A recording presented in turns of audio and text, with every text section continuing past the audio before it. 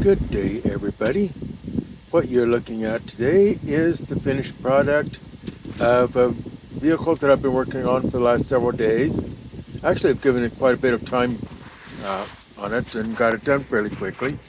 So this is AMT's 1953 Ford pickup kit that I've altered into a wrecker using a resin boom and body for the record there. I've got a line on where I've got that from, and once I get that, I'll let people know where this resin kit came from, because that is really good. That wrecker boom and everything is well detailed on that. So anyway, I have this, like I said, completed, lightly weathered, actually fairly well weathered, without being, junkyard ready to be scrapped out, and just like it's would be used on real truck and such. I did get my windshield fogged in a little bit there. I just used powders on that because I didn't really want to use something that's going to actually stain the windshield. I just wanted where if somebody else gets this someday and wants to rebuild it back clean, that they can. So I was very careful on what I did with that windshield. I pulled some marker lights from my parts bin, and the mirrors came from the kit. I don't have any decals at this moment for the emblem there on the front. I'm purchasing, actually in the process of purchasing, another person's collection, and hopefully there'll be some decals in there that'll work for that. I'm surprised that with AMT, as much as they cleaned up this kit here and such, and reworked the decals, I'm surprised they didn't put in the decals for that. But that's something to think about for future reference.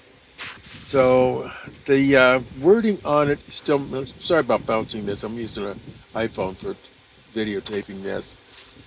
The wording on this kind of really gets to me. I'm not really used to just hand lettering things, but I really wanted this to look like it was hand lettered, because nobody's going to go to all the work of having a professional on just an old beat or junkyard truck. They're not going to go to all the work of having a professional do all the lettering for them. So I did not make decals for that. So that's my own personal hand lettering. Actually, in a way, I have to admit I kind of like it. The tandem axle on the back there, rear duals, not tandem, I meant duals, on the back. That's just made with regular kit pieces from my stash to just give that the dual wheel. And it's stock, everything is stock on it. I've got to fix that yet. The wrecker boom itself, there's a couple other pieces that go with this, but I chose, as this being a junkyard wrecker, that maybe some of that stuff they didn't get, and they just used the hook. That's kind of the way my uncle did. He had just a hook, and that's kind of what I left this thing as. This is what he got, what the person would have got for use in the junkyard of used vehicle, whatever. And that's what they made up. So I can't really say a whole lot more about this. Everything's pretty well straightforward on it. I lengthened the chassis, about maybe a ½ inch was all I had to do on that to get this boom on here. And I think that's just about all that I really had to do to it. This really went together easy. Anybody wanting to do this kit, make this wrecker, it's very simple. Just things like, the grill, I had to dechrome that grill, and then I used, that's parts bin. Yeah, that's a parts bin bumper I got for a wooden bumper. So that's just out of the parts bin too. Weathering is just basically playing with my fingers, if you really want the truth about it.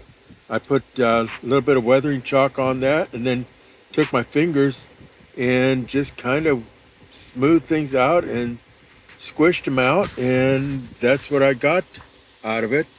And I think sometimes that's the most realistic. I give a little place underneath the window there where people would be rubbing their arm when they're driving. People have a tendency to hang their arm out the window, so kind of wear that down a little bit. Underneath the door handles, where you're getting in and out, weathered that a little bit. And yeah, so that's just pretty much about all that I really had to do to this thing. I'm sitting here trying to think of anything else to tell you on it, but it is so simple. I mean, basically, I built the pickup and I built the boom prior to the instructions. And just a little bit of lengthening the chassis and adding the second wheel back there, the dual wheel. That's all that I really had to do to this thing. So anybody wanting to build this thing, like I said, I'm going to try and figure out where I got that boom from. That's a resin kit, and I'm going to try to remember where I got that from, and I'll put that, either put it into the link or add that at some later point to you. So anyway, that's all I've got for you guys. This is a really fun kit. The 53 Ford is always a lot of fun. Always a lot of tools that go with it and extra parts left over, and 2 engines with that kit.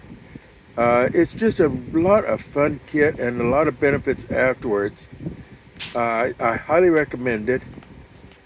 And so this is Doug, the Modeling Hermit, and I am off the air, and I am gone.